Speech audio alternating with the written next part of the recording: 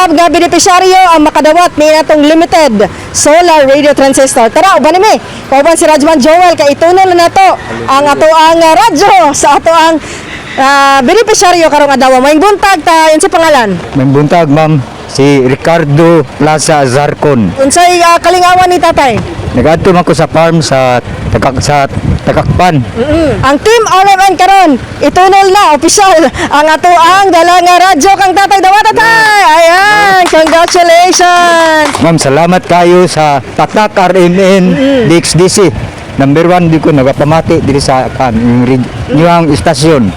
Nganong importante ang radyo sa imong kinabuhi ug syempre nagapaminaw man kag DXDC po diyan. O, sa una pa gid ni mga 1970s namati gid ni kay daghan kang makuha ba kanang nay drama nga mga tambag gani. Ma'am, diha ko makan ba og katong mga balita.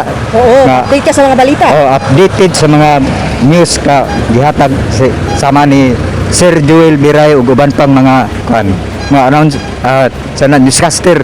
Mission accomplished. Kauban si Radyoman Joel Biray. Kini si Radyoman Aini Ganita, Tatak RMN.